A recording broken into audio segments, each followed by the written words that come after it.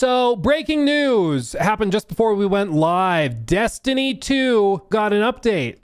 New content, expansion, sort of. A roadmap, kinda. The roadmap is straight into a brick wall, but what is this? Let's just read it. For almost 12 years, we have had the joy and honor to explore the Destiny universe with you all. Through all the ups and downs, surprises and triumphs, building Destiny alongside our players has been a monumental privilege. What do you mean has been? While our love for Destiny 2 has not changed, it has become clear that after the final shape, we have reached the time for our shared worlds and Destiny to live beyond Destiny 2. Oh, so they're announcing a sequel, right? Beyond Destiny, right? Maybe.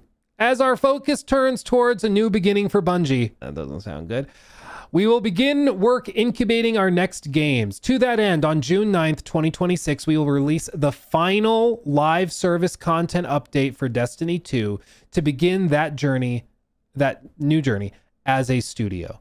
Though active development may be concluding, we will ensure that Destiny 2 remains playable just as the original Destiny is today. Many changes in this final update will aim to ensure that Destiny 2 is a welcoming place for players to return to. We're proud of Destiny 2, the places it took us, and the legacy it has created. Because of you all, our universe is vast, built on years of shared stories, adventures, and victories. From the Cosmodrome to the Pale Heart to the Lawless Frontier, we have forged lifelong memories and friendships with you all. We are incredibly grateful to everyone who made that journey with us. From the deepest part of our hearts, thank you. We'll see you in the stars. She did, boys. She did. She did. Oh boy, she did. Yeah, they are ending. They're ending support. They will have a final update and then they are saying goodbye. Never been good at goodbye, so goodbye. Good be to you. I mean, let's be honest. I don't think anybody is that shocked. It's been in decline for a long time. It still is unfortunate because it's kind of a staple of the industry at this point. But I mean, if you just look at player counts, it's not a shock that they were struggling to make this make sense financially. They've had a few solid updates, but the thing is, for every one of these big updates that doesn't peak at 300,000 players on Steam, you're just like, there's just tons of money being hemorrhaged and lost and everything. And these player counts just don't work. It just doesn't work. And Sony has pretty clearly, since buying them, been dissatisfied with the overall performance of the company and of Destiny 2 and Marathon and everything. You don't spend $3.7 billion for 8,000 or 10,000 concurrent players. You just don't. And yes, you can have occasional peaks where it goes up higher, but this last one was in June of 2024. You can't hope for one every 2 years. You know, that doesn't work. It just doesn't. You say Marathon is better than? Marathon is different. That's kind of the point.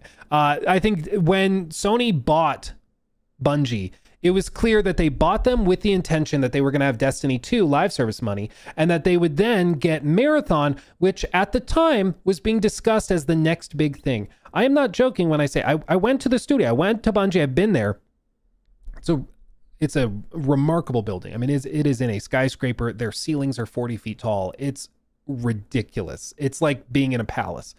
But when I was there, before like Marathon was officially like fully revealed in like April or May of last year, everybody there was talking about how Marathon, they thought extraction shooters were going to be the next big thing. That they were discussing how, yeah, you had these types of MMOs, and then the next big thing was like these games. The next big thing was these games, and then it went to battle royales, and those were big. And then hero shooters before that were also massive. The next big thing is extraction shooters.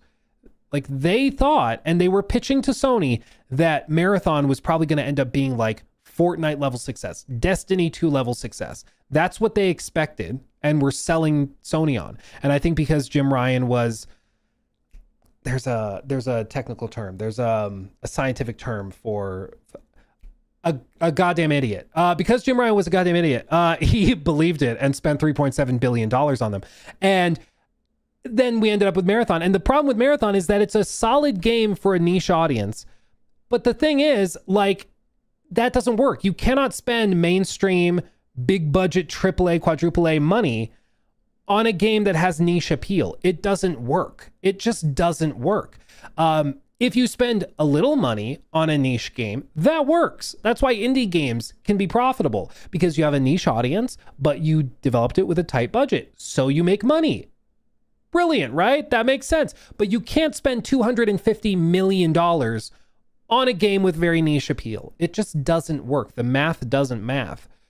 But that's what they did with Bungie, is that they spent Fortnite money on a studio that had a dying live service game in the form of Destiny 2, that had other projects that were spun off that still have not seen the light of day, and that were working on Marathon, which has niche appeal. No part of this made sense at any stage, which is why even when the news broke back in the day that they were buying Bungie for this much money, everybody was like, they've got to know something we don't. They have to know that Marathon has got to be like a masterpiece in the making. Turns out, no, it was just they were throwing money at a problem thinking that it would magically fix it because live service games make tons of money. I'm not shocked that this has happened. I think it's been a story that has been slowly rolling out over the last handful of years.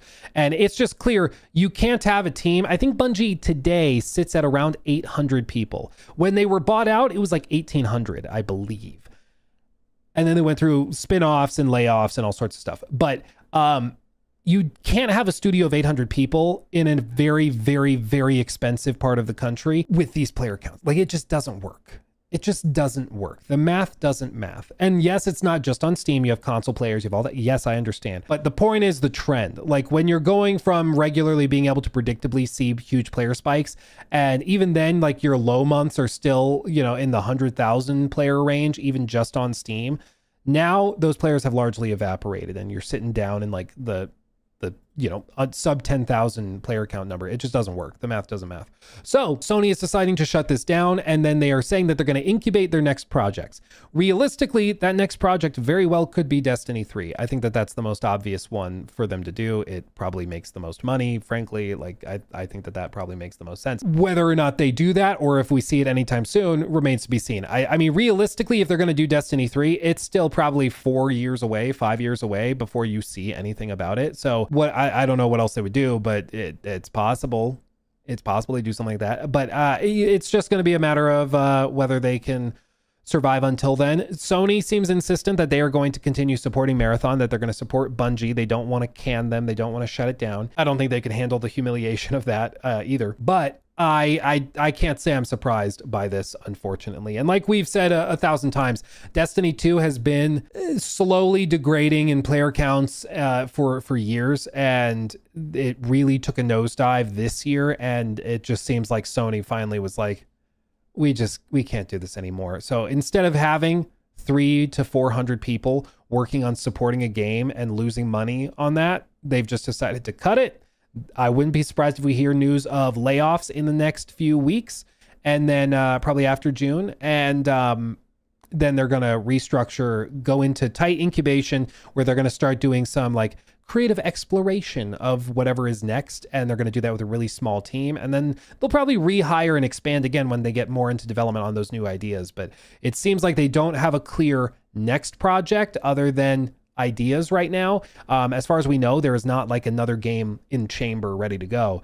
They don't have that. That was Marathon. And so they've got to downscale a lot, and then I think they'll support Marathon with a smaller team and go from there. But I would not be surprised if we hear news of pretty significant layoffs in the next handful of weeks. I think unfortunately, the only winner in this whole debacle were the original owners of Bungie. They managed to convince an incredibly naive and gullible Sony to buy them for an ungodly amount of money, and they are riding off into the sunset with hundreds of millions of dollars in their pockets, and they're just fine. While all of the other employees get laid off, the players lose their game that they loved and appreciated and built memories in, and that's just how it's going to be.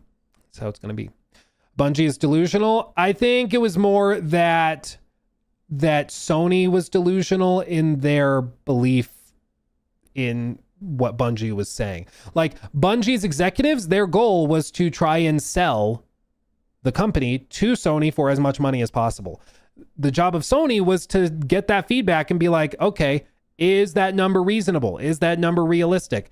Because like, as you would always expect, you go and buy a house. They ask for $500,000 for the house. You say, I don't think it's worth 500. I think it's worth 450.